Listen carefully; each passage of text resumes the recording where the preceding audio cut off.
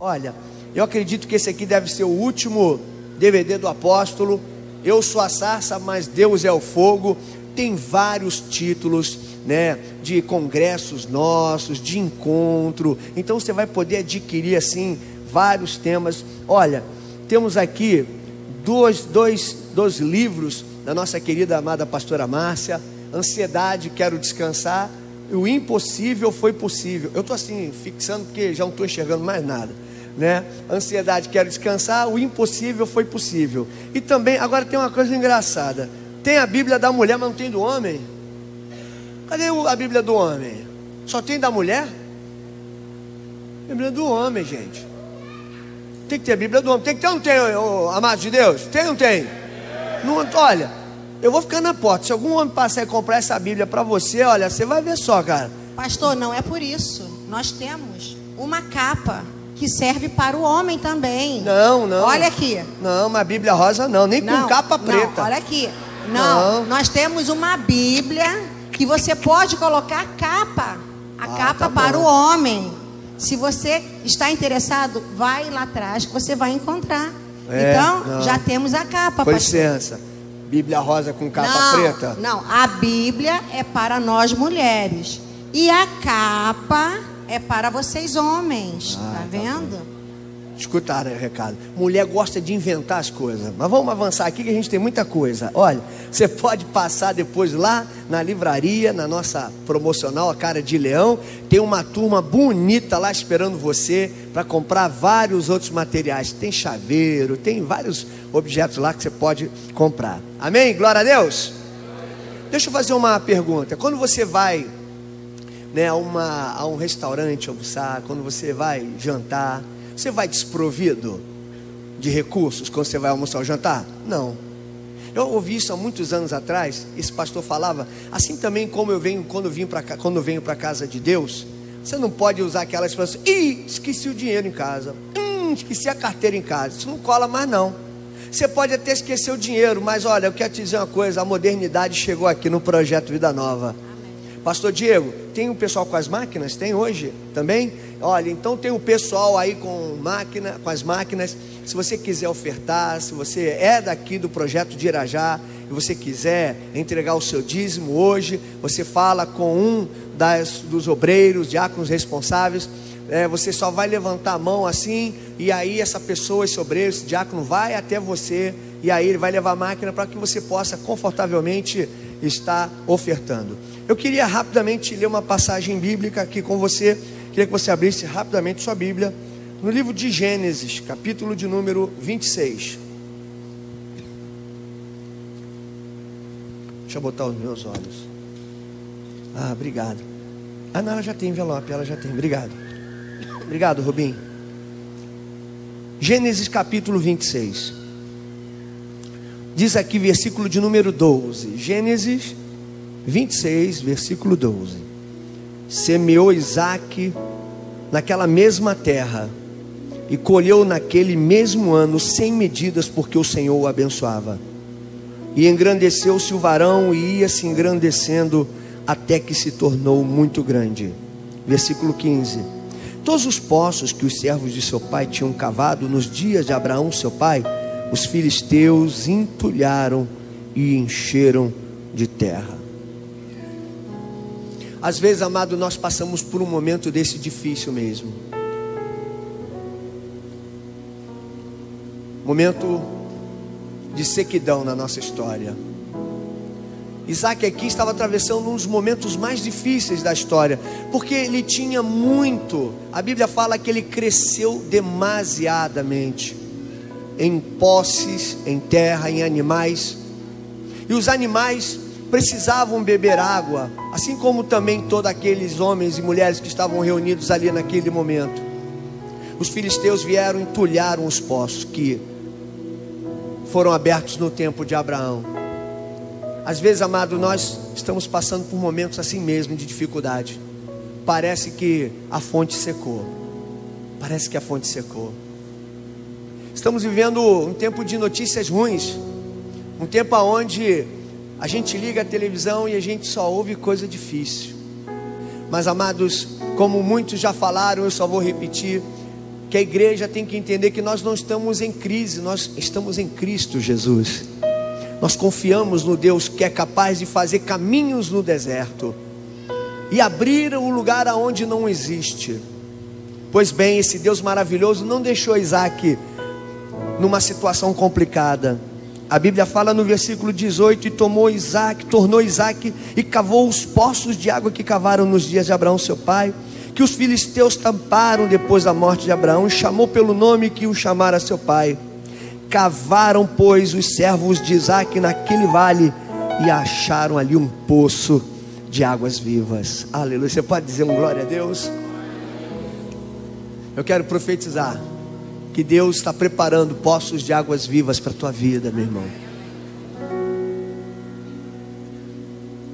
Ontem Deus me deu uma palavra, eu me lembrei dessa palavra que o nosso apóstolo pregou há muitos anos atrás. Eu me lembro como se ele estivesse pregando naquele dia, quando ele falou sobre Samaria estava cercada, e Deus levanta um exército de 4 leprosos para fazer um milagre. Eu lembro ele pregando essa mensagem lá no 602. Amado, a tua história pode estar com o poço fechado, tua história está cercada, mas Deus está levantando o escape. Essa é a palavra que eu queria liberar sobre a tua vida, em nome de Jesus. Deus está preparando um escape para a tua vida nessa noite. Novembro vai ser um mês abençoado para você. Novembro vai ser um mês muito especial. Quantos creem nisso? Diga amém. Você vai pegar o seu envelope e com certeza você, com fé, você vai estar levantando o envelope no lugar onde você está. Se você tem um desafio para esse mês de novembro, eu peço a liberdade de fazer o que faço lá na Praça Seca. Aqueles que têm um desafio para esse mês, fiquem de pé no seu lugar. Nós queremos orar pela sua vida. Não é pecado, não é erro, não é problema ter desafios. Os desafios nos impulsionam a depender mais do Senhor. E eu quero orar por sua vida. Eu queria que agora você pegasse o seu envelope com fé, e que verdadeiramente cresça que Deus vai fazer um caminho. Deus vai abrir poços de água viva para você, em nome de Jesus. Pai, em nome de Jesus, eu quero, Senhor, te agradecer, Deus, por tudo aquilo que o Senhor tem feito na nossa vida, por tudo aquilo que o Senhor tem. Toma em tuas mãos, Senhor, a vida de cada um dos teus filhos que está de pé. Tu sabes das lutas, das dificuldades. Talvez estejam num momento, ó Pai, onde o sentimento é de não ter uma resposta, nem de ter um escape. Mas eu creio que nesta noite o Senhor está preparando a saída para cada um deles. Nós te agradecemos por cada amado e cada amada de Deus, que nesta noite entende o momento tão especial do ofertório e entrega a sua parte diante do Senhor. Deus, muito obrigado. Nós agradecemos em nome de Jesus. Amém. Poder sentar. Você que ainda não teve a oportunidade, os irmãos ainda estão com as máquinas na mão e eles podem ir até o seu lugar. É só você levantar a mão assim, ele vai até o seu lugar. Pastora Marlene agora vai apresentar o casal que vai subir agora. Vai apresentar o casal que vai agora estar declamando, vai estar agora falando sobre as 7 promessas. Pastor Henrique, Pastor Olívia, amém. Amém? Vamos aplaudir ao Senhor. Você pode aplaudir ao Senhor sobre a vida deles?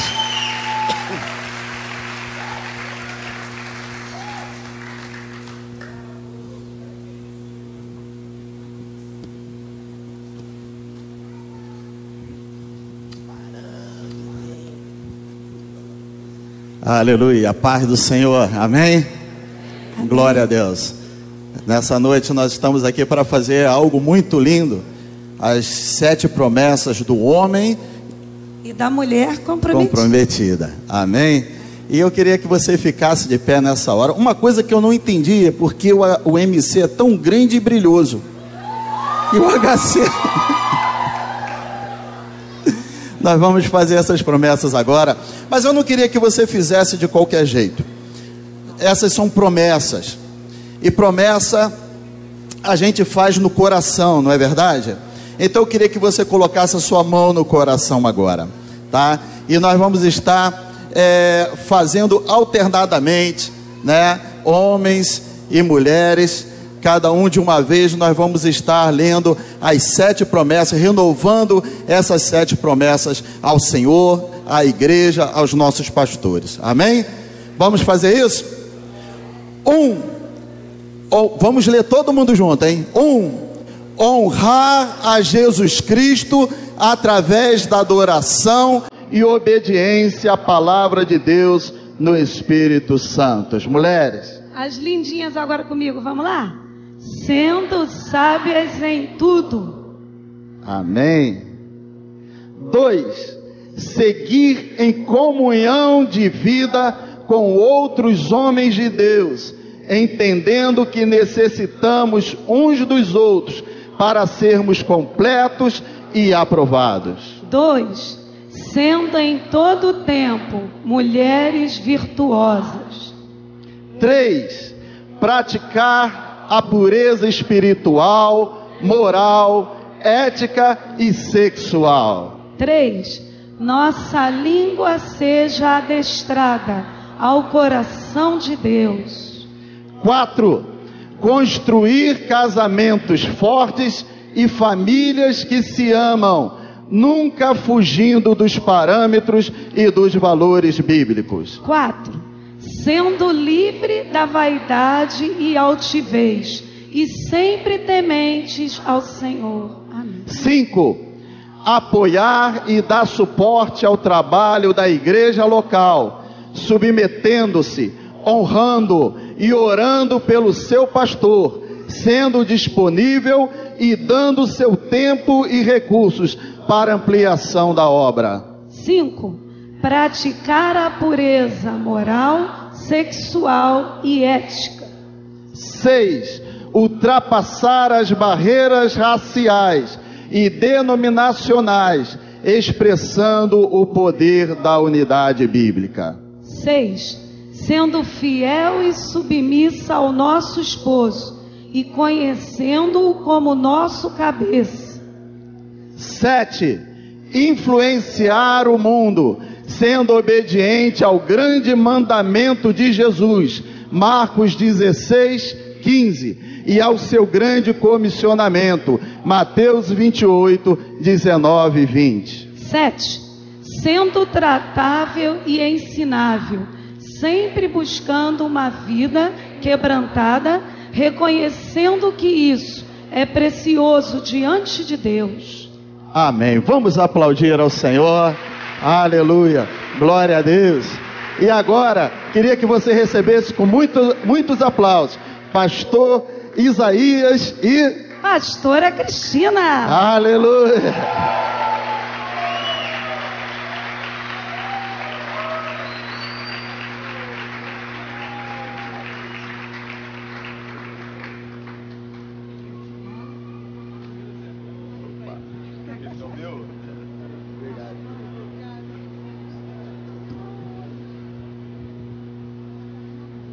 Amém, glória a Deus. Gostaram da foto? É que a que eu estou pulando de paraquedas não tem, porque eu ainda não pulei. Mas em breve teremos. Amém? Pode botar a música, já para começar a preparar você. Nós vamos falar sobre esse tema vencendo o gigante. Amém, querido? Você crê que em Cristo Jesus você pode vencer todo gigante, inclusive do medo? Então você vai declarar a sensação que está já no coro, uma canção do Fernandinho que diz que 1000 cairão ao teu lado, 10.000 à tua direita, mas tu não serás atingido. Eu queria que você declarasse isso olhando para o teu irmão. Amém? Tomando posse disso agora, em nome de Jesus.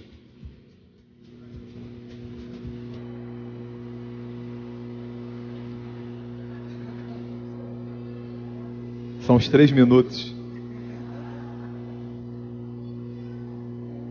Já que não tem problema, então você vai profetizar. Olha para o teu irmão, declara para ele: 1000 cairão ao teu lado, 10.000 à tua direita, mas tu não serás atingido. Você pode dar um forte aplauso ao Senhor?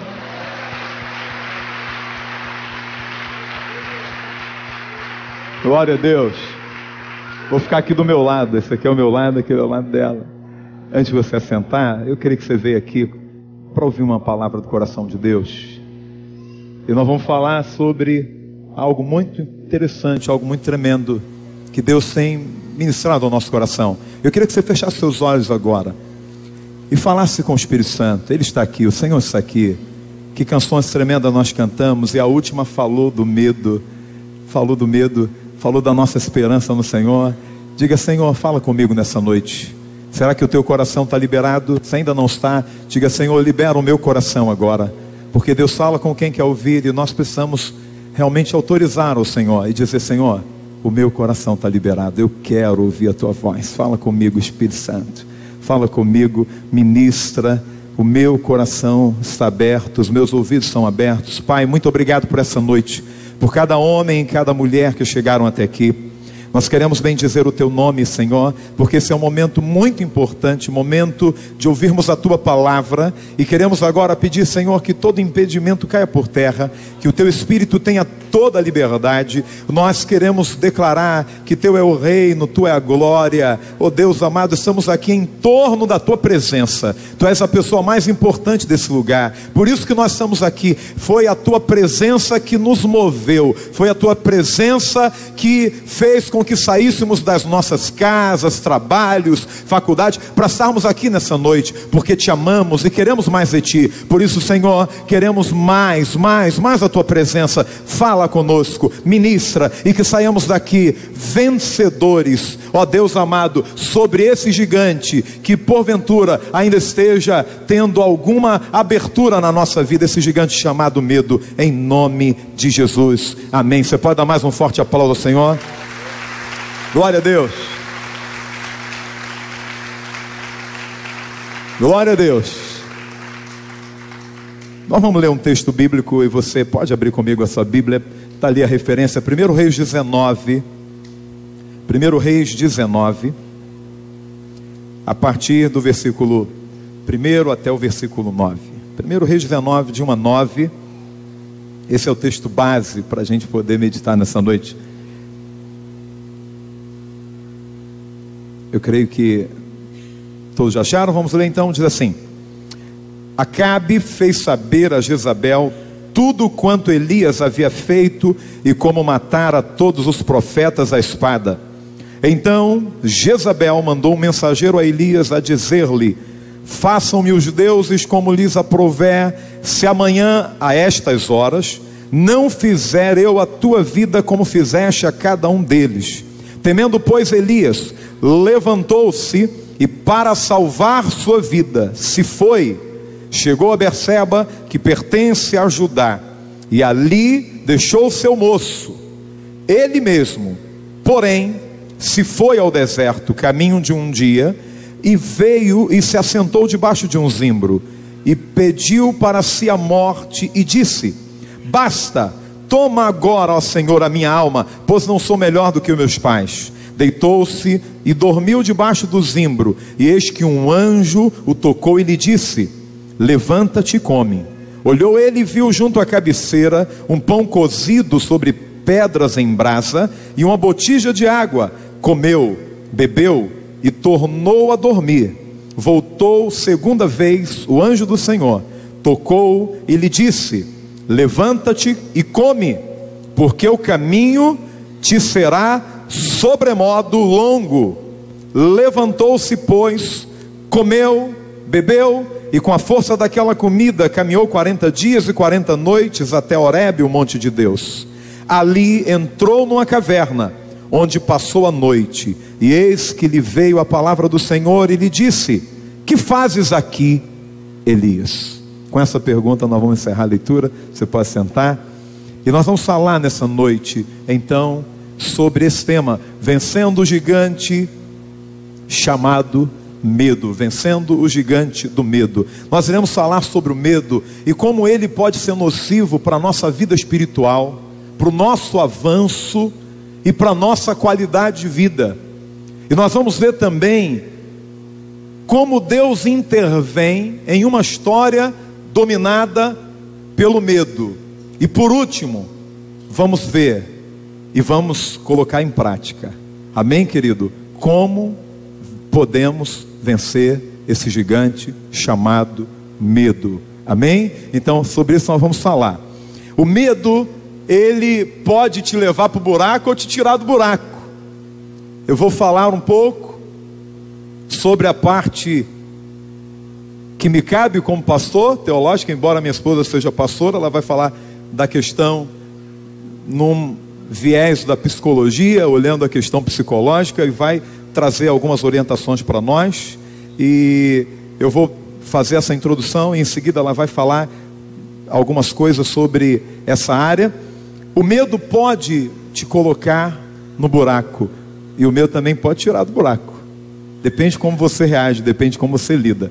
Eu li uma história muito interessante, que um homem de uma cidade pequena do interior, ele uma noite, que estava uma noite ameaçando chover, e ele, para poder ganhar tempo, resolveu, como muitos faziam, pegar um atalho por dentro do cemitério. E aí pulou o muro do cemitério e começou a caminhar rapidamente para poder chegar logo em casa, para não pegar aquela chuva.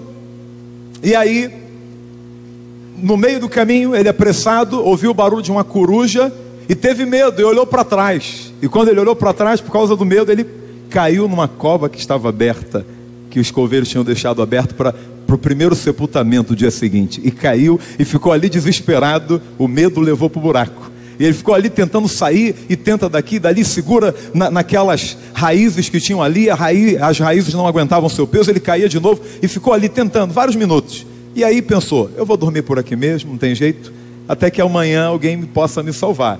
E enquanto ele está pensando, ele ouve um grito. Um outro homem teve a mesma ideia, só que ele era mais medroso ainda. Ele pensou, eu vou escapar da tempestade, mas vou sair correndo, vou passar no cemitério correndo. E foi correndo, e por causa do medo, também caiu no buraco. E aí, enquanto ele estava ali, o segundo homem, desesperado pelo medo, o primeiro homem virou para ele e falou, olha, não adianta tentar sair daqui, eu já estou tentando há muito tempo, e até agora eu não tive êxito. E aquele homem deu um grito, ai! E de repente, assim como por um milagre, ele conseguiu sair do buraco. No dia seguinte, o primeiro homem que tinha caído olhou para a encosta e viu buracos ali, porque aquele homem cravou as unhas e conseguiu sair do buraco. E o que nós aprendemos com essa história? Que o medo pode nos levar para o buraco, mas também pode nos tirar do buraco. E nós vamos ver algumas coisas mais interessantes. O medo é uma coisa muito interessante. Aliás, boa noite, né? Boa noite, graça e paz. É uma alegria estar aqui com vocês hoje falando do medo. A gente tem falado alguns dias já sobre medo, né? E Deus tocou no nosso coração. Vamos falar do medo. Está aí 2017 chegando. Tantos sonhos. Quem tem sonhos aqui para 2017? Quantas coisas que você planejou para esse ano e você, por conta do medo, não conseguiu realizar? Né? Eu também estou nessa lista, né? Quantas coisas a gente deixou para trás? Então essa palavra vem para te desafiar, para te realmente levar a refletir. O que está gerando medo no teu coração? O que está fazendo você parar? O medo, até certo ponto, ele é válido, ele é bom, porque ele nos preserva de muitas coisas, não é verdade? Quando você está no alto de um prédio, você chega na ponta, você vai ter medo de cair.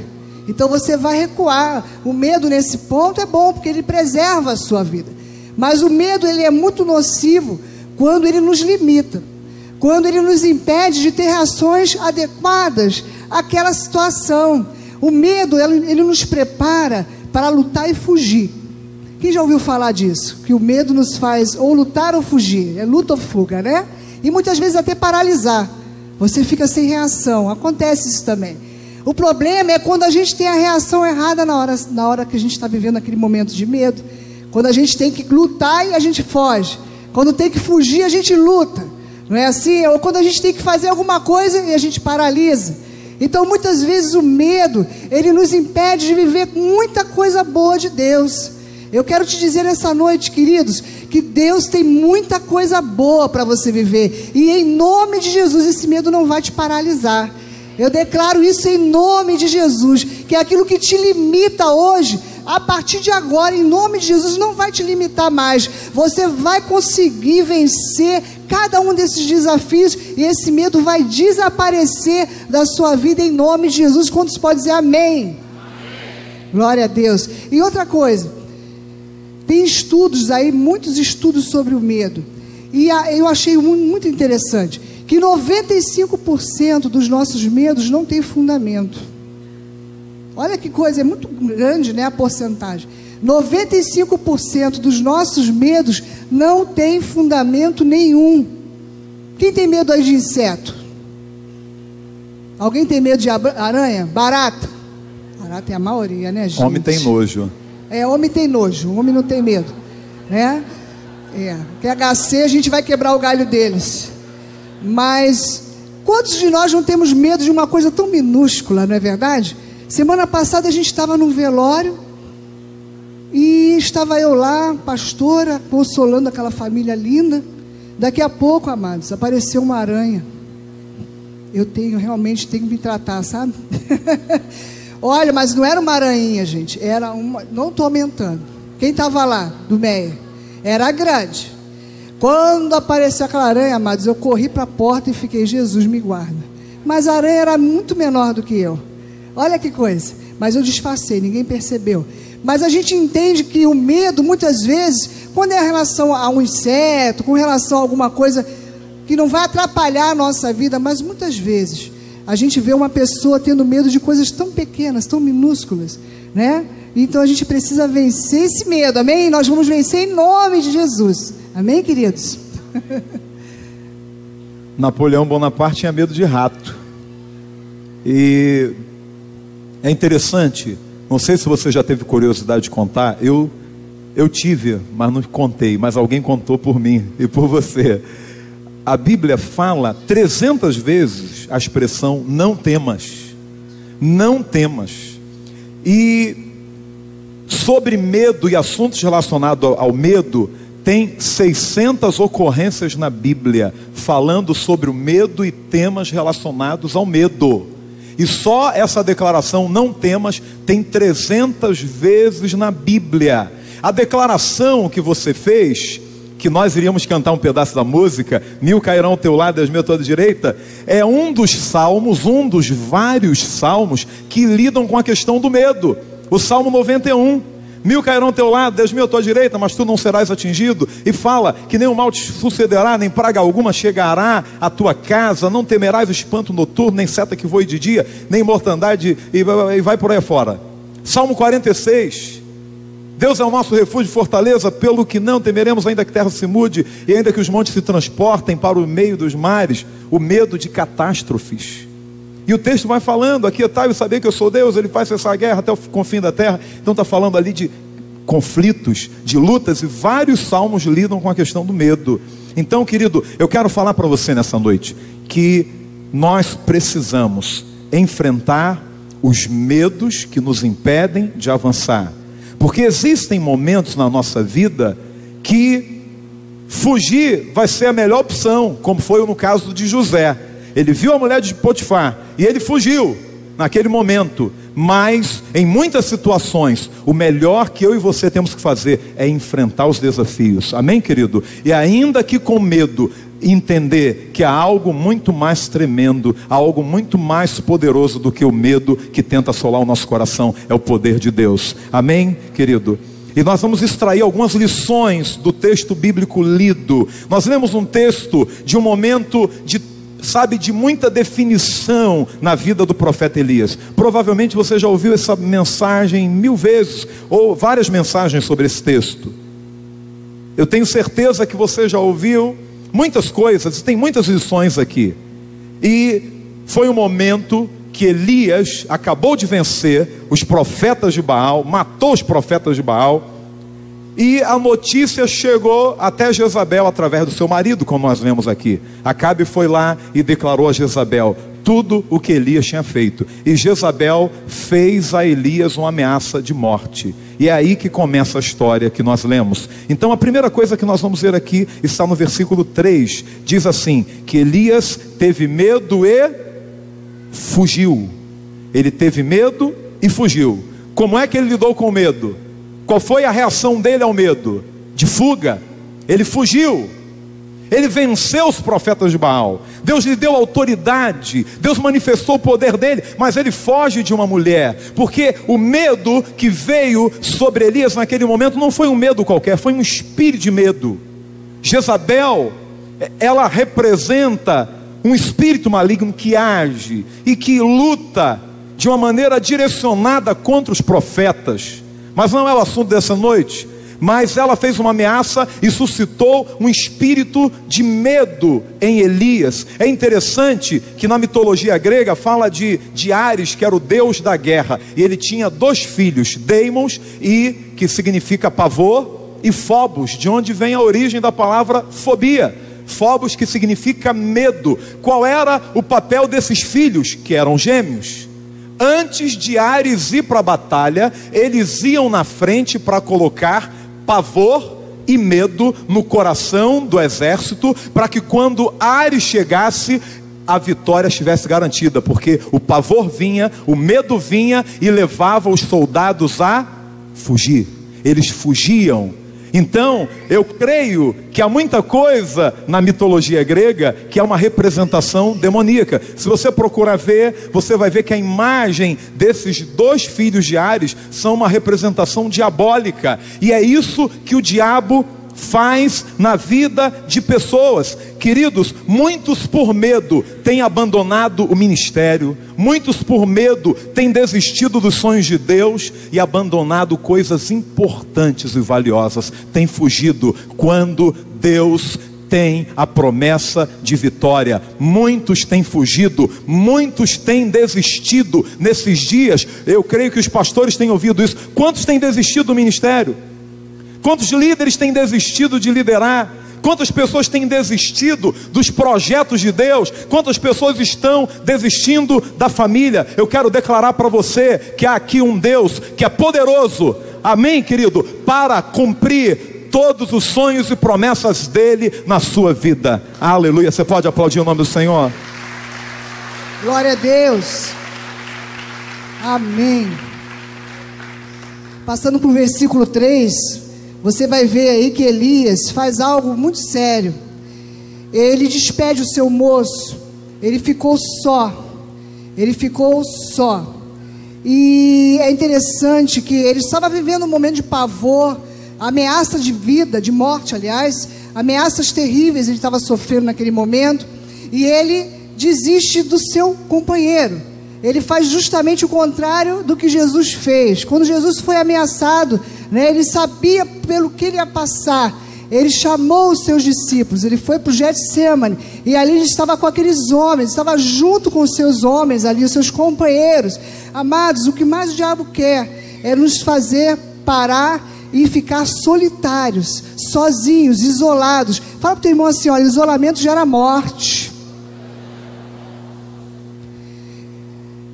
Elias, ele tomou essa decisão de ficar só.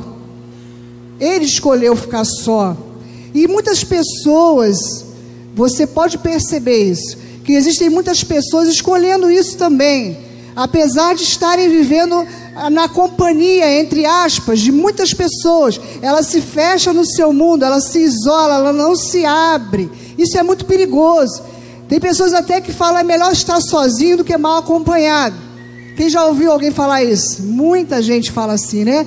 Eu prefiro ficar sozinho. E eu estava lendo uma história muito interessante, né, de um homem que ele foi prisioneiro de guerra lá no Líbano. Ele era um jornalista americano e ele ficou 6 anos preso lá no Líbano. E muitos desses 6 anos, muitos dias desses 6 anos, ele ficou isolado naquela prisão onde não tem ninguém, não tem nem luz do sol. E ele, depois de solto, ele relatou toda aquela experiência de solidão que ele viveu.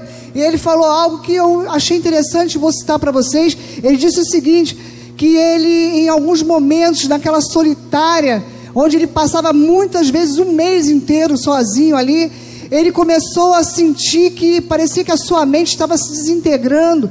Ele não conseguia mais pensar, seu raciocínio já não funcionava direito. E ele chegou um momento que ele se perguntou assim, meu Deus, cadê minha inteligência? Onde estão os livros que eu li? Cadê as minhas memórias, as minhas emoções? Ele começou a se sentir totalmente vazio, parecia que a sua mente era um papel em branco. Teve um dia que ele estava assim, isolado por muitos dias, e ele não teve controle do seu próprio corpo. Ele disse que foi para a parede próxima dele e começou a bater a cabeça sem controle algum, e ele bateu dezenas de vezes a cabeça, e ele relata que a cabeça dele ficou amassada e ensanguentada, e ele só não morreu porque os guardas impediram ele de se matar.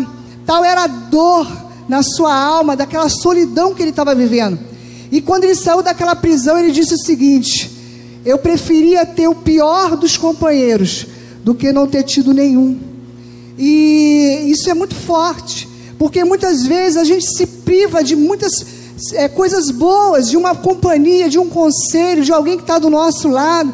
Eu creio que quando Elias ficou só, ele se privou de ouvir uma segunda opinião. De repente ele nem teria ido para o deserto, de repente ele teria tomado um outro rumo, mas ele, quando ficou só, ele não se deu uma chance de repensar o seu rumo, de repensar a sua caminhada. Queridos, muitas vezes o medo de se relacionar, o medo de se abrir, tem feito muitas pessoas adoecerem. Tem muita gente doente porque vive no seu mundinho, porque não abre o coração, não abre para alguém os seus medos, as suas dúvidas, os seus temores. E isso é muito ruim, queridos, é muito ruim. Aí eu li também um jornalista americano, né, que ele é interessante, que ele fez um experimento. No ano de 2008 ele fez um experimento. Ele abriu uma página no Facebook. Ele era um homem muito introvertido, focado no seu trabalho, ele só vivia para o trabalho. E ele resolveu fazer amigos pelo Facebook. E ele queria fazer um experimento. Quero saber quantos desses amigos do Facebook eu posso investir como amigos de verdade. E aí ele começou a convidar várias pessoas a adicionar. E ele chegou a 700 amigos. E aí ele, depois que chegou a 700 amigos, ele programou uma festa. Eu vou fazer uma festa, vou marcar com todo mundo no bar da minha rua, e vou me reunir com quem for, e vou tentar investir nessas amizades. E aí ele botou lá: olha, vou fazer uma festa, um evento assim, papapá, coloca aqui, ou comparecer, talvez eu compareça, ou não vou comparecer. E aí, chegando no dia do evento, um dia antes, estava lá, 15 pessoas confirmaram que iriam para o evento. Ele falou: bom, tudo bem, 700, 15, 60 pessoas colocaram: talvez eu vá. Umas pouquinhas pessoas disseram que não iriam. A grande maioria nem respondeu. E aí chegou o grande dia, ele se arrumou, se perfumou, botou a melhor roupa. Poxa, vou lá, vou conhecer meus novos amigos. E quando ele chegou naquele lugar, ficou lá sentado numa mesa, esperando. Daqui a pouco chegou uma senhorinha. E aí sentou com ele: ah, é você? Sou eu.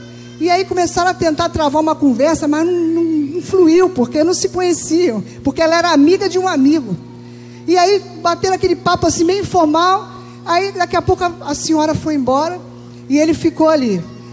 Queridos, até meia-noite não apareceu ninguém. Ninguém apareceu. Dos 15 que confirmaram, dos 60 que deram talvez, dos 700 amigos. Aonde eu quero chegar com isso, queridos? É que muitas pessoas têm feito o caminho inverso. Elas têm tentado fazer amizades partindo do círculo maior. Daquela multidão de pessoas que ela conhece, ela quer partir dali para amizades profundas. E na verdade, tem que ser o caminho inverso. É do círculo menor, é dos pequenos grupos, é daquele contato mais perto, que Deus vai levantar pessoas para caminhar do seu lado. E quando eu estava preparando isso aqui, a gente estava conversando sobre isso, o grupo familiar é um lugar perfeito para isso. Olha que legal. O discipulado ali junto, né? Ombro a ombro ali, você vai conhecer pessoas mais de perto. Quantos estão aí matriculados ou estão aí firmes no grupo familiar? Levanta a mão assim: eu estou! É muito importante o grupo familiar, porque ele te permite viver essa experiência de estar mais perto de pessoas. Quer ver o grupo, o estudo bíblico, domingo de manhã, você vai estar na sua classe. Aí tem a classe de casais, classe de músico, classe dos jovens, não é assim? Adolescentes. É um momento lindo para você estreitar relacionamentos. Nós estamos vivendo uma era, queridos, onde as pessoas estão muito desconectadas. E falando de conexão, a conexão verdadeira, autêntica, não é mandar um emoticon pelo WhatsApp. Isso não é conexão. Mandar uma meia dúzia de palavras no Facebook, isso não é conexão. Conexão é estar olhando nos olhos.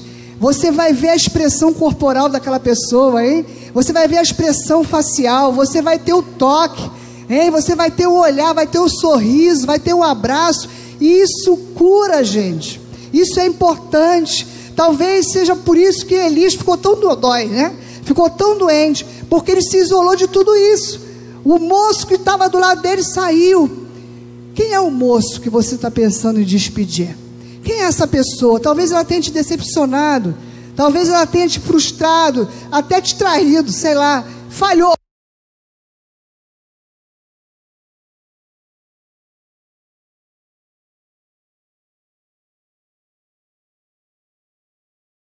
com você. Mas eu quero te dizer uma coisa: as pessoas falham. As pessoas falham, nós falhamos. Dê uma segunda chance, caminhe mais uma milha, invista nessa amizade, invista nesse relacionamento, amém, queridos? Quando Deus fala lá no Jardim do Éden, não é bom que o homem esteja só. Queridos, Deus estava lá. Deus estava lá. Havia relacionamento de Adão com Deus ali todo dia. Mas Deus entendeu que o homem precisava de um outro ser humano. Você precisa de outro.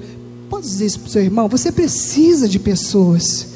Você precisa de pessoas. Amém? Aleluia. Que tremendo isso, né? Tremendo. Entrando no teu assunto, voltando aqui, eu estou escrevendo um artigo sobre a linguagem corporal na comunicação da liderança. Eu estava pesquisando sobre isso. E é interessante que o tom da voz e a linguagem corporal é responsável por 93% da comunicação. 7% é aquilo que você comunica, é o conteúdo. 7%, 93% tom da voz e linguagem corporal. Por isso que tem tanto problema nas comunicações via Facebook e WhatsApp. Alguém conhece alguém que já teve problema, confusão, já teve perda de amizade por tentar resolver um problema através do Facebook, WhatsApp? Alguém já conhece alguém? Você já viveu isso? Porque ali não passa emoção. Tem coisas que tem que ser pessoalmente. Isso é só uma observação no que ela falou. E eu quero entrar no terceiro ponto de 50 que a gente vai ver nessa noite. Amém? Vamos junto até os 50? Não é nem 10% disso, amado. Fica tranquilo, agora vai ficar mais fácil. Terceira coisa, o texto diz que ele mesmo, porém, foi ao deserto.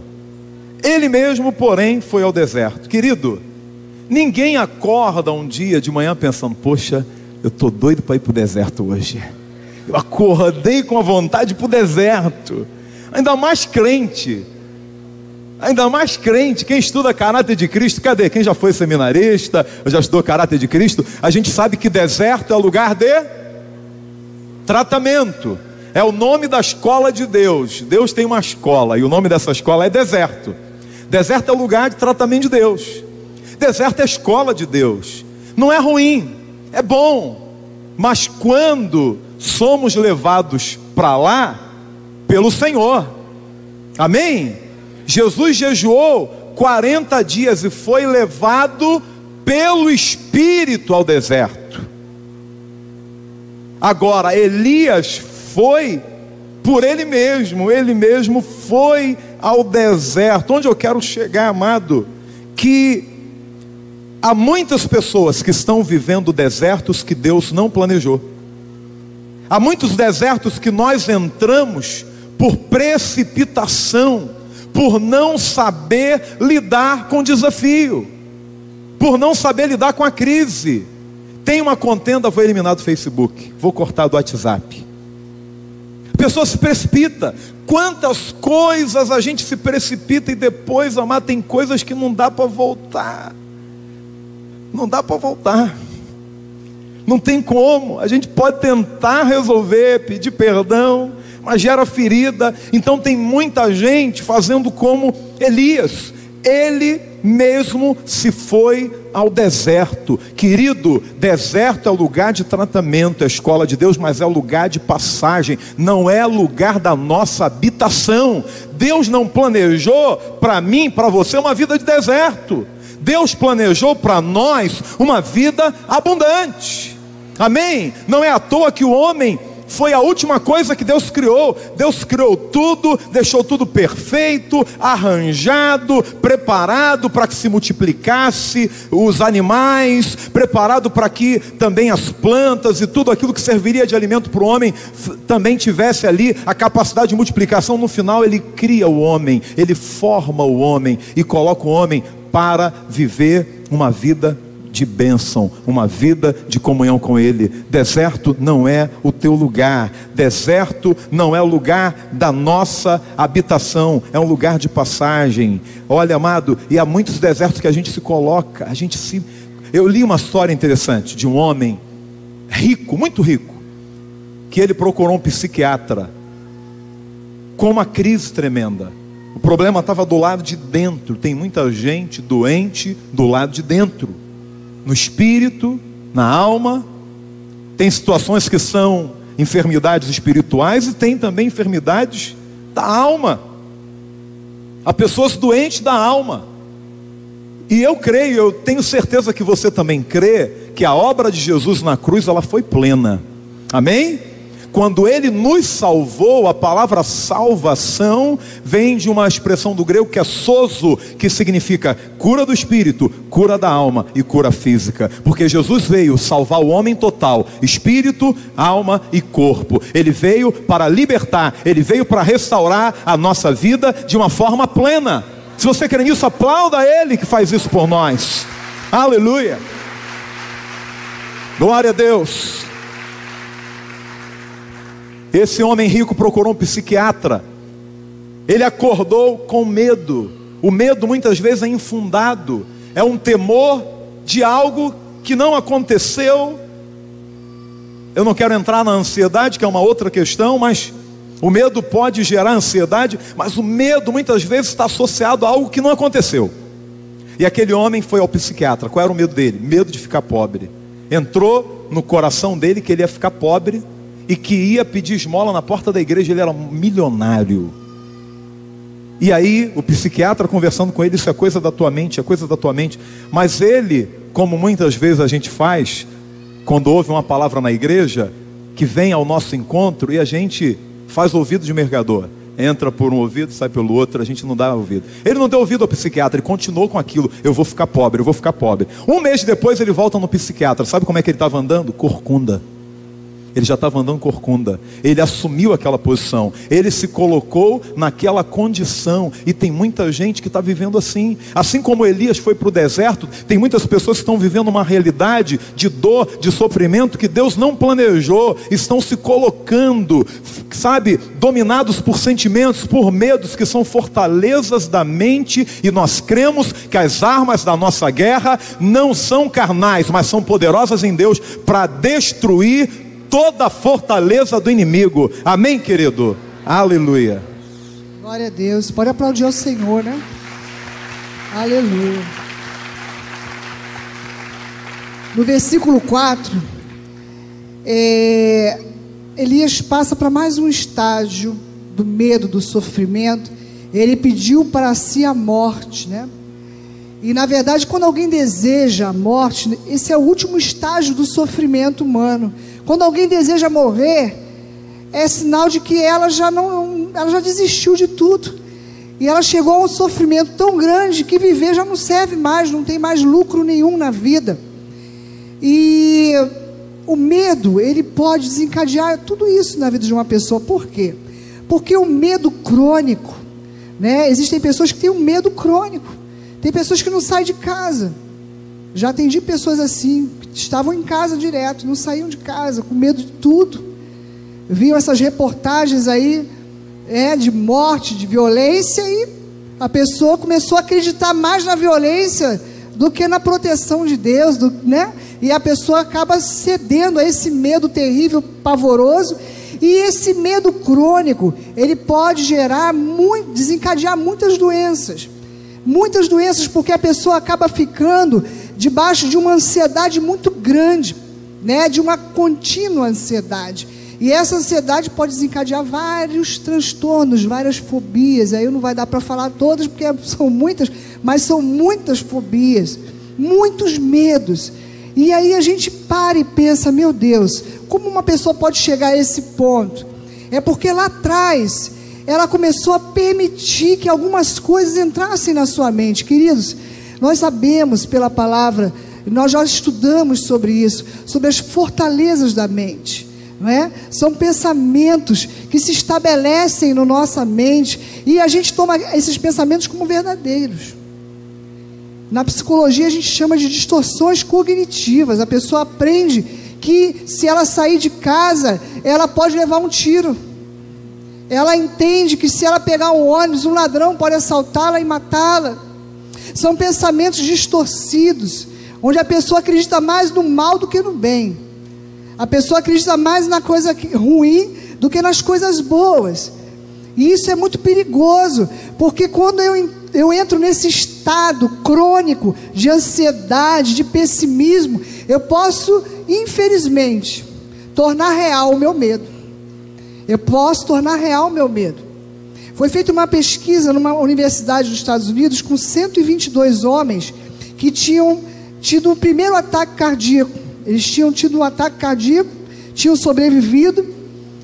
E aí eles pegaram esses homens e passaram a acompanhá-los com exames físicos e acompanhando também o seu estado psicológico durante 8 anos das suas vidas.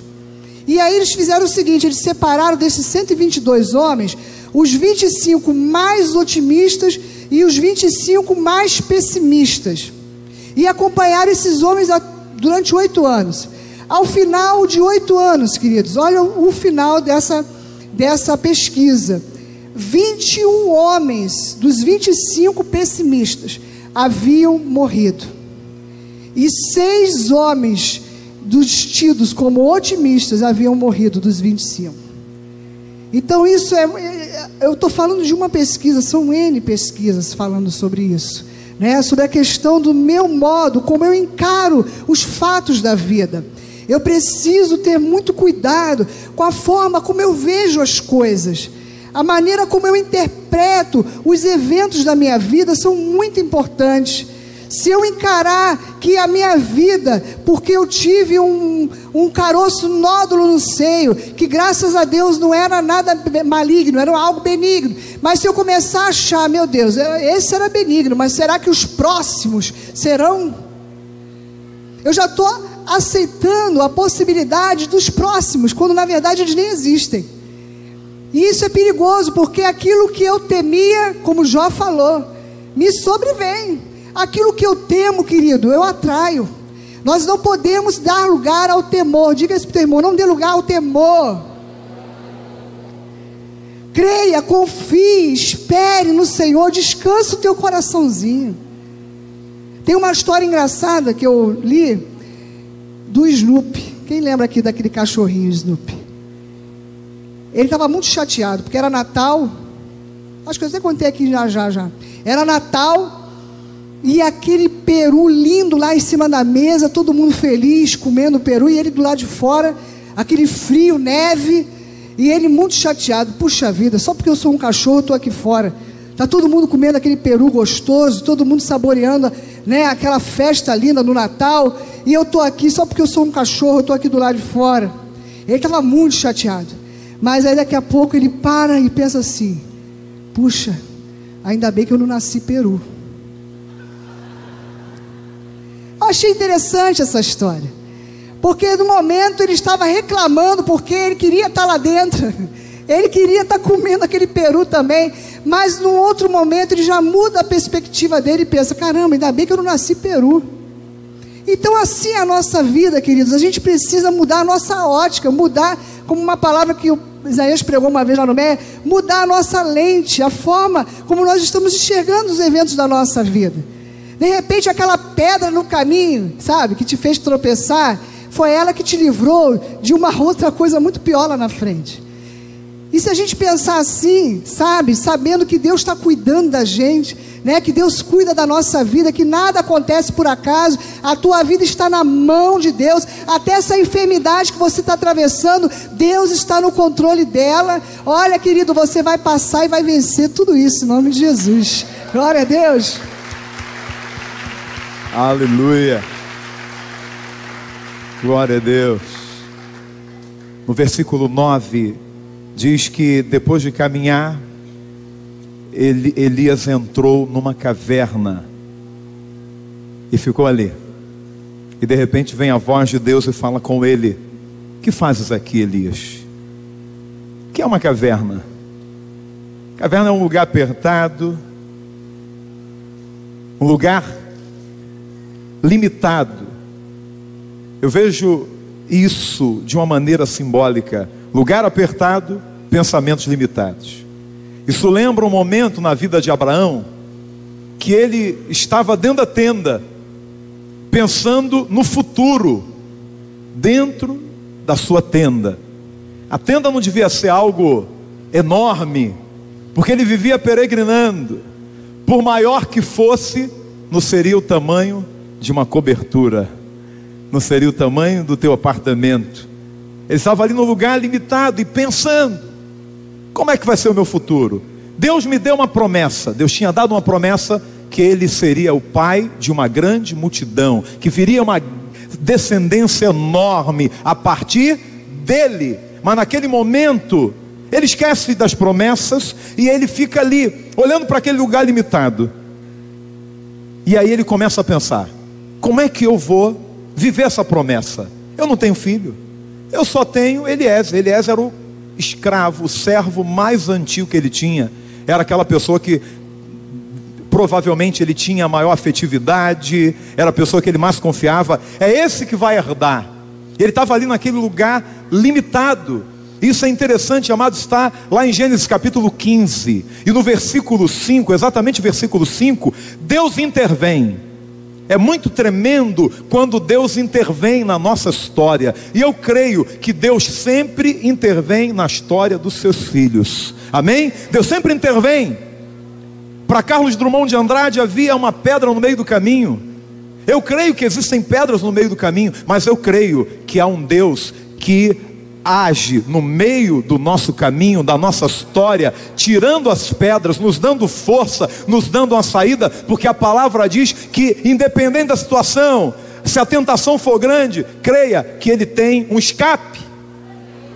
E Deus conduz, você pode ler no texto aí, Gênesis 15:5, que Deus conduz Abraão para fora da tenda. Deus não falou: Abraão, vai para fora da tenda. Eu não sei como é que foi, eu não sei se veio uma ação do Espírito que envolveu. Alguém já sentiu isso? Ser tomado por um mover do Espírito, ser assim empurrado? Eu não sei como foi, mas o texto diz que Deus o levou para fora da tenda.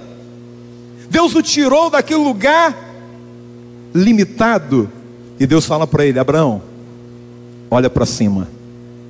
Abraão, para de olhar para um lugar limitado, para de olhar para a tenda, sai da tenda e olha para cima. E naquele momento Deus está falando: Abraão, não perca a tua referência. A tua referência não é aqui, não é aí embaixo, não é aí. A tua referência é aqui. Eu quero declarar para você, querido, que a tua referência não é aí. A tua referência é no alto. Aleluia. Eleva os teus olhos para o monte, mas não é de lá que vem o teu socorro. Levanta um pouco mais a cabeça, porque o teu socorro vem do Senhor. Ele é a tua referência, Ele é a minha referência. Nenhuma situação, por pior que seja, pode nos parar. Há um Deus que está acima. Aleluia.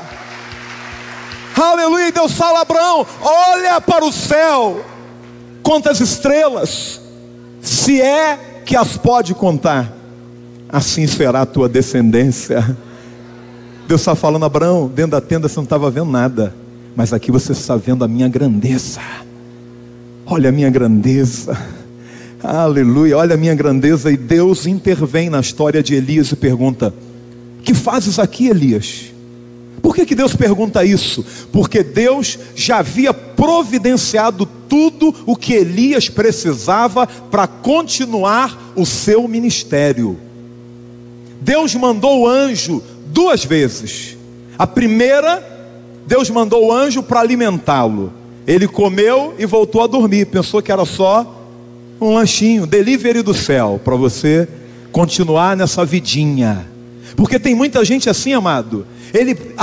Ele ora, ele pede algo da parte de Deus somente para continuar naquela situação de conforto, naquela zona de conforto. Não quer mudar, não quer avançar e diz: Senhor, me ajuda a pagar essa continha, Senhor, me ajuda a vencer esse probleminha. Não, querido, quando Deus te alimenta, quando Deus te dá uma palavra, é para você levantar e viver plenamente o propósito dele para a tua vida. Mas Elias não entendeu, voltou a dormir. E aí o anjo alimenta, 2ª vez. Aí o anjo fala: come, levanta-te, come, porque longo te será o caminho. Quem é o anjo? O anjo é um mensageiro de Deus. E Deus estava falando ali para Elias: Elias, eu tenho muita coisa para fazer ainda na tua vida. Eu quero declarar para você, querida, que talvez o inimigo tenha colocado uma mentira no teu coração, que tudo que você podia fazer, você já fez. Eu não vejo mais jeito, eu não vejo mais condições de crescer onde eu estou, eu não vejo mais como mudar essa situação na minha família, eu não vejo mais como mudar essa situação na minha vida, eu não vejo mais como avançar, como crescer, eu não vejo mais. Eu quero declarar para você que há um Deus que tem um caminho longo para você, que tem uma obra, que tem um propósito. Ele tem um propósito para a tua vida. Aleluia. E Elias andou com a força daquela comida 40 dias. E ao invés de andar 40 dias para um lugar melhor, ele entrou dentro de uma caverna. E aí Deus vem: que fazes aqui, Elias? Eu já providenciei tudo para você continuar a obra. Por que você está aqui?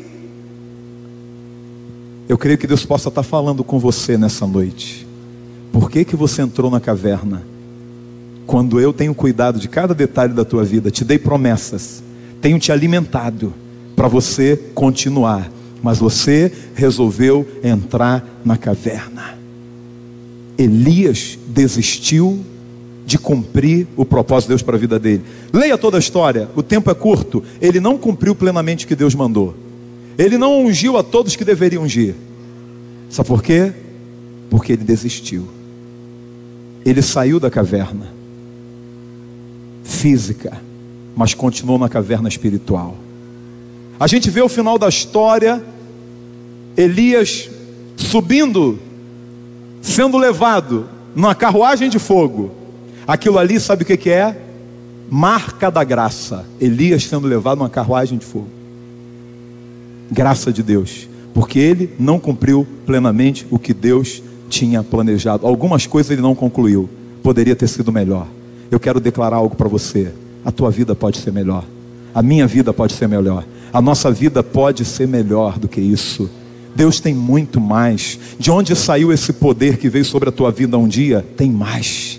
De onde saiu graça que veio e inundou teu coração? Tem mais. Há uma fonte inesgotável em Deus, e Deus fala comigo e com você nessa noite: é hora de sair da caverna, é hora de sair da caverna, é hora de encarar o medo. Sabe qual é o primeiro relato de medo na história do homem? Está lá em Gênesis.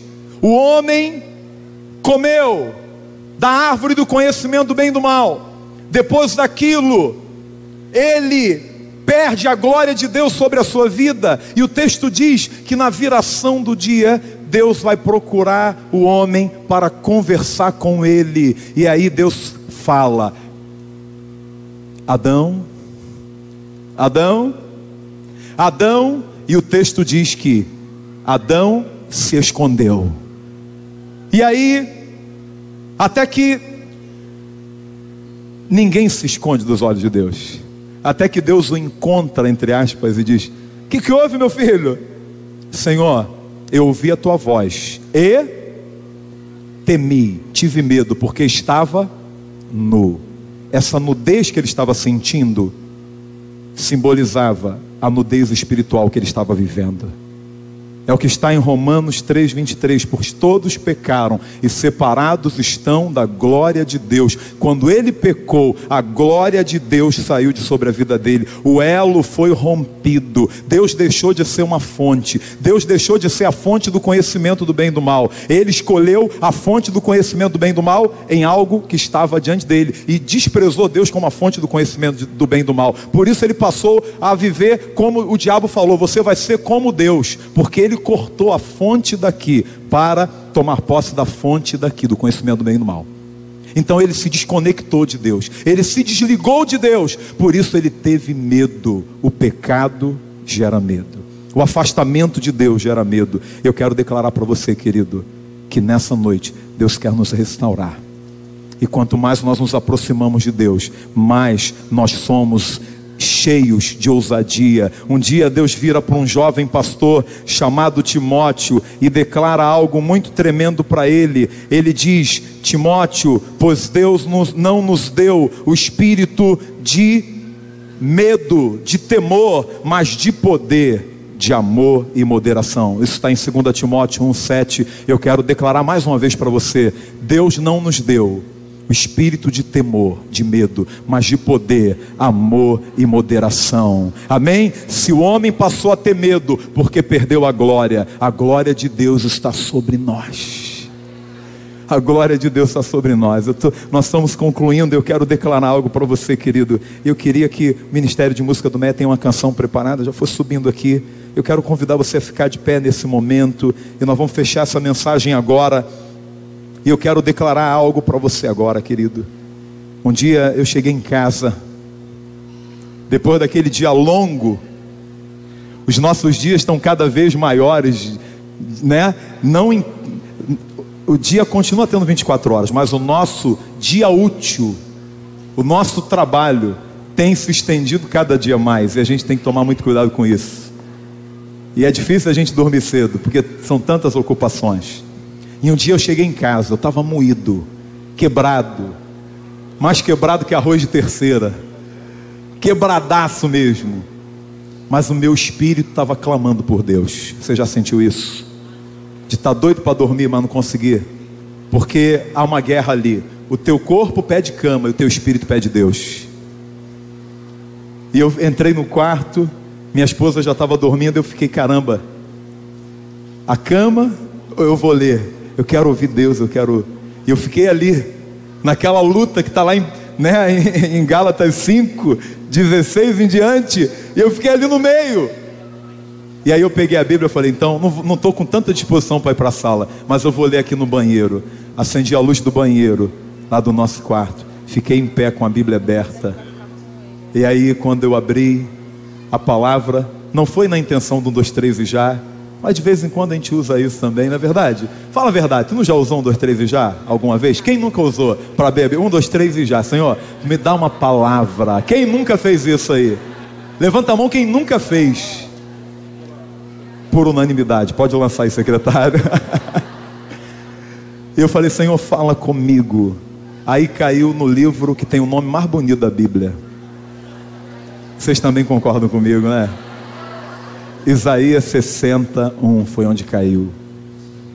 E aí eu li aquele texto. Já tinha lido tantas vezes, já tinha pregado tantas vezes, mas naquela noite, quase madrugada, aquilo veio como uma flecha no meu coração, veio como fogo, e eu fui bebendo cada palavra, e Deus falou comigo ali: levanta-te, resplandece, porque já vem a tua luz, aleluia, e a glória do Senhor vai nascendo sobre ti. Eu quero declarar isso para você nessa noite. Há um Deus que declara para você: é tempo de se levantar, resplandecer, porque a tua luz e a minha luz não virá, ela já veio. Essa luz é Jesus que já veio, e a glória do Senhor não nascerá, ela já nasceu sobre nós. A glória dele está em você, você está em mim. Por isso é tempo de se levantar e enfrentar o gigante do medo, da ansiedade, da dúvida, do temor. Aleluia. Nós vamos ouvir uma canção agora, e enquanto nós ouvimos essa canção, eu quero convidar você que quer enfrentar esse gigante do medo a sair do seu lugar, vir aqui à frente. Nós vamos orar nessa noite e Deus vai agir. O Espírito Santo de Deus vai te encher de ousadia, de coragem. Amém, querido? E você vai sair daqui declarando: 1000 cairão ao meu lado, 10.000 à minha direita, mas eu não serei atingido. Somente com seus olhos você olhará e verá a recompensa dos ímpios. Aleluia.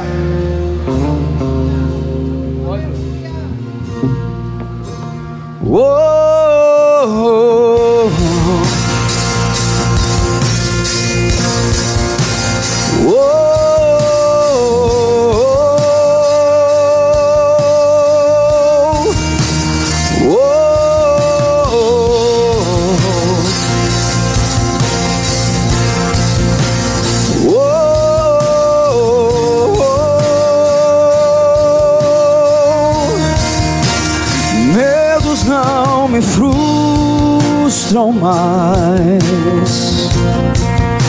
Estou em tua presença.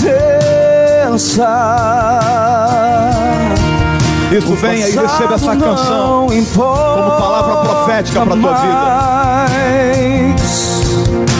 Estou em tua presença.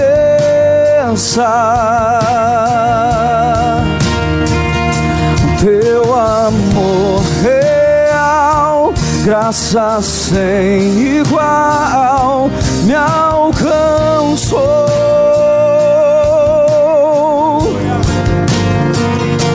Mesmo eu sendo assim, se entregou por mim, me salvou.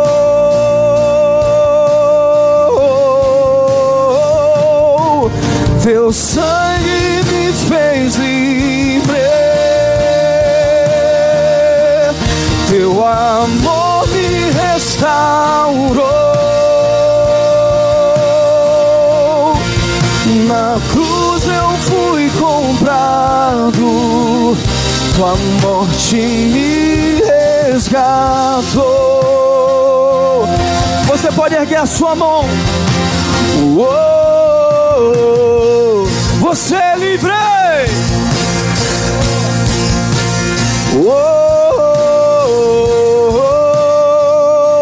Cante isso nessa noite.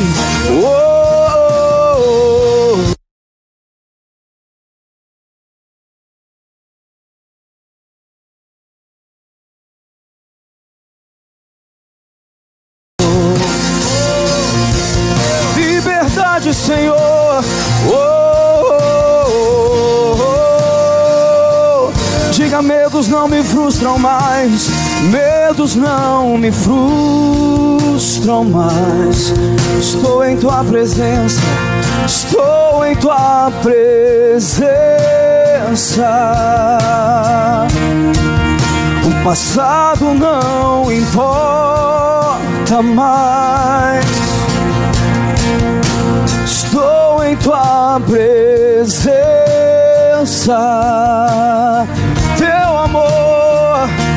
Teu amor real, graça sem igual, me alcançou.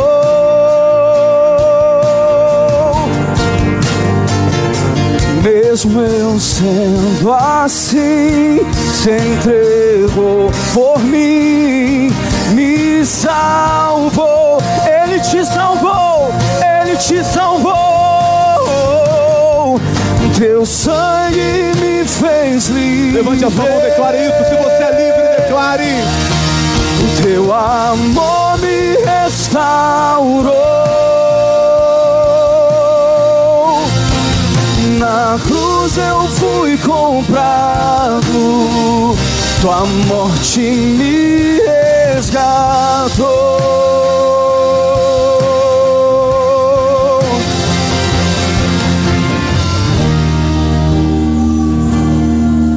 Na cruz. Oh, aleluia. Jesus levou os medos, todas as cadeias. Isaías declarou que o castigo que nos traz a paz estava sobre ele, e por suas pisaduras nós fomos sarados. Eu quero pedir a ajuda dos pastores e pastoras que viessem aqui à frente agora, impusessem as mãos sobre essas pessoas. Essas pessoas são preciosas, precisam do toque de Deus. Seja um canal agora e ministra agora a cura. Que Deus age agora, para que a mente dessa pessoa seja renovada. Há uma unção do Espírito sendo liberada sobre a tua vida nessa noite. Você vai sair daqui livre, liberto. Oh, aleluia. O medo não vai mais paralisar você. O medo do novo, o medo dos desafios não irão mais te parar. O medo das ameaças. Há um Deus que é maior do que o medo que tenta te dominar. Aleluia, aleluia, aleluia. Receba cura, receba libertação, receba vida. Age, Senhor, age, Senhor. Todo espírito de medo, nós ordenamos que bata em retirada. Bata em retirada todo espírito de medo. Vem Espírito, restaura, restaura. Aleluia.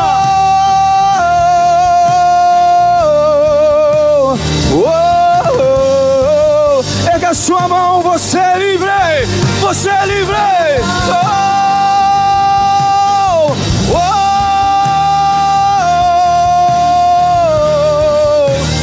Oh!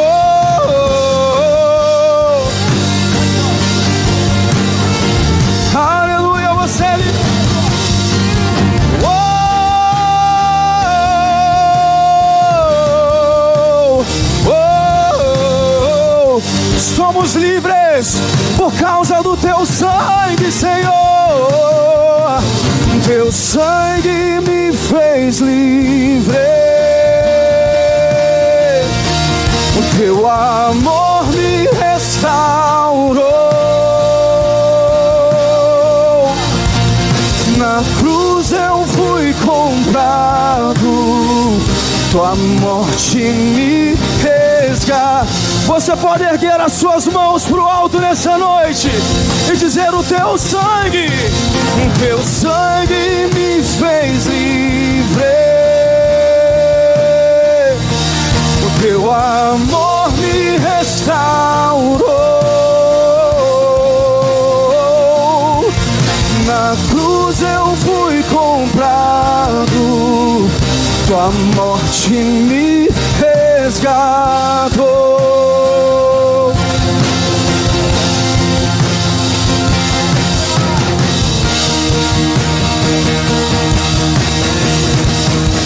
Há uma unção de libertação nesse lugar.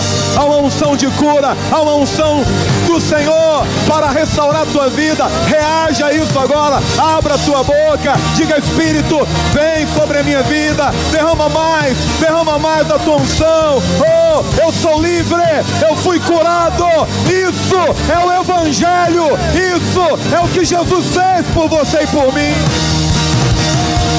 Oh, oh.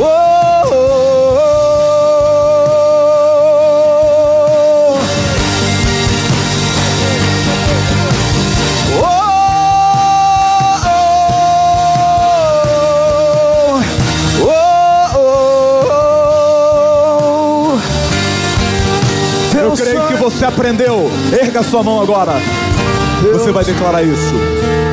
Vamos declarar agora o coro. Teu sangue me fez livre. Eu quero ouvir você declarando isso, como um brado de alguém que crê no poder de Jesus, no poder do Evangelho. Você vai bradar, o inferno vai ouvir. Amém?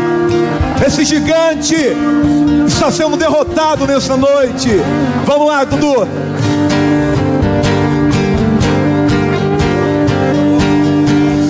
Teu sangue me fez livre. O teu amor me restaurou. Na cruz eu fui comprado, tua morte me resgatou. Obrigado, Senhor. Teu sangue me, teu amor,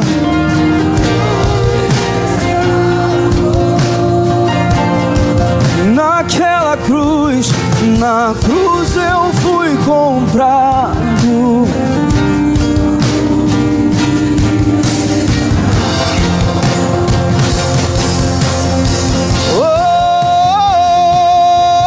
Teu sangue me fez livre, o teu amor me restaurou. Na cruz eu fui comprado, tua morte me resgatou. Você pode erguer a sua mão bem alto nessa noite e agradecer pelo sangue do Senhor. Teu sangue, o teu amor me restaurou. Na cruz eu fui comprado, tua morte me resgatou. Oh, oh, oh. Aleluia.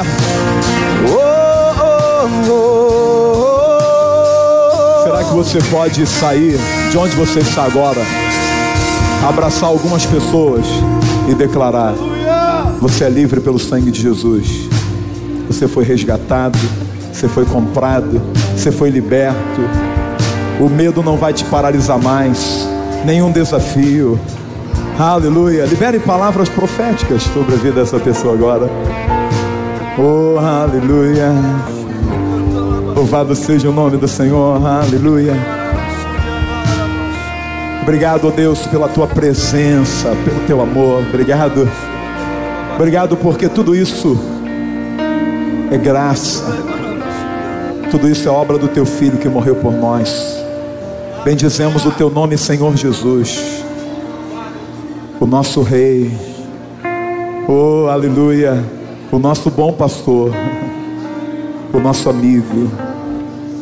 Saia daqui com essa palavra. Você nunca está sozinho, você tem um amigo. Você tem um amigo.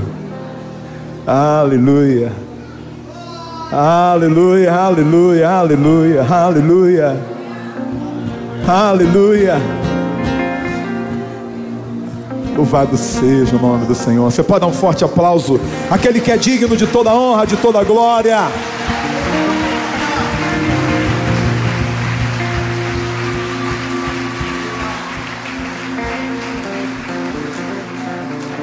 Glória a Deus. Que você saia daqui desafiado. O ano está terminando, você vai começar um ano tremendo. Ontem eu declarei isso lá na igreja, eu quero declarar aqui que nós vamos viver o melhor ano da nossa vida ano que vem. Você crê nisso? Então olha para o teu irmão, faz cara de profeta agora para ele. Fala assim: se prepara para viver o melhor ano da sua vida. Amém? Se você crê, dê um forte aplauso a ele. Aleluia.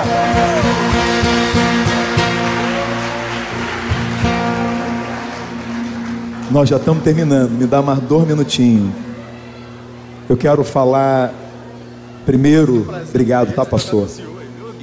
Nosso apóstolo não está aqui, ele gostaria muito de estar aqui, mas ele teve uma convocação e ele está lá em Brasília, ele não podia estar aqui. Na verdade, ele planejou estar aqui e aconteceu isso. Mas hoje nós nos comunicamos, ele mandou um beijo para todos, para toda a igreja. Que nós saímos daqui realmente felizes por tudo que Deus fez em cada encontro de HC e de MC ao longo do ano. E a nossa pastora também mandou um beijão para todos. Ela passou por uma pequena cirurgia, né? Precisa ficar com as perninhas, né? repouso, mas ela está ótima, está bem, né? Por isso também ela não pôde estar, mas deixou um grande beijo para todos vocês, tá? E por último, momento jabá. Quero apresentar meu novo livro. Amém. Esse livro aqui veio assim, num momento muito legal, marcado por um desafio. Quando começamos a trabalhar na produção dele, eu caí com um monte de coisa, de complicação no corpo, uma pilha de exames lá em casa, uma suspeita de problema aqui, dali. Vocês terem uma ideia, até semana passada eu estava fazendo exame. Mas eu quero declarar, para a glória do Senhor, não tenho nenhum mal. Eu tenho vida, eu tenho saúde. Eu vou viver até os 100 anos, para a glória do Senhor, se Deus não voltar até lá. E eu entendo que isso foi também um sinal de que esse livro ia produzir muitas vitórias, porque veio o embate. Então esse é o título do livro, Casa, o princípio de todas as coisas. Só a apresentação dele já vale a pena, porque a apresentação do apóstolo aqui, pronto, acabou. Ele dá uma palavra aqui muito tremenda, tudo a ver com o livro, tudo a ver com aquilo que Deus colocou no nosso coração. Então são 10 capítulos muito legais para você usar. E a gente vai preparar um material até para usar depois em classe de casais, para professores, porque são temas muito pertinentes. A gente trabalhou isso aqui com muito carinho. Está lá atrás aí. Abre aqui para mim, ó. E o negócio veio completo. Aí tem até um chaveirinho ficou bonita a capa do livro. Eu gostei muito. Tem uma canequinha também aí, final de ano.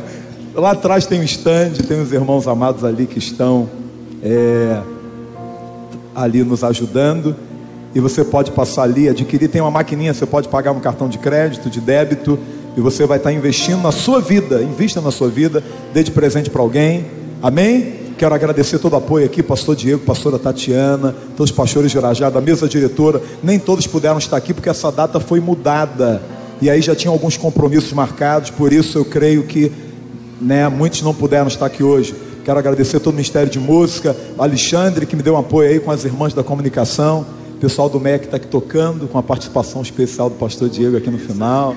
Todos aqui são queridos, preciosos, todos são filhos, mas o baterista ali é meu filho, de sangue, aquele ali, ó, bonito que nem um pai. Tem que achar. Você foi abençoado nessa noite? Dá a mão a essa pessoa bonita aí que está do teu lado. Vamos terminar assim agora. Pai, muito obrigado por essa noite. Obrigado por tudo que o Senhor ministrou. Que saiamos daqui com essa palavra no coração e preparados para viver um novo tempo. E nós cremos que 2017 será o melhor ano da nossa vida. Não importa o que já vivemos, assim como o maná vinha a cada dia como sinal da tua novidade, nós cremos que 2017 será um ano de surpresas, de milagres, e será o melhor ano da nossa vida. Muito obrigado, Senhor. Continua abençoando todo o Projeto da Nova. Obrigado pela vida dos nossos líderes, do nosso apóstolo Ezequiel Teixeira, da pastora Márcia Teixeira. Sustenta, fortalece os teus filhos, ajuda a tua filha na sua restauração. Agora leva-nos em paz, guardados e protegidos por tuas mãos poderosas, no nome de Jesus, amém. Levante a sua mão direita, vamos declarar juntos: graça e paz da parte do nosso Senhor e Salvador Jesus Cristo.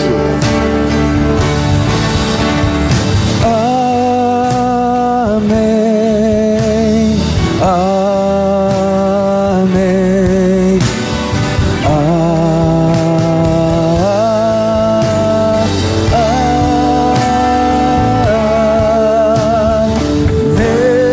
Que o Senhor te abençoe muitíssimo.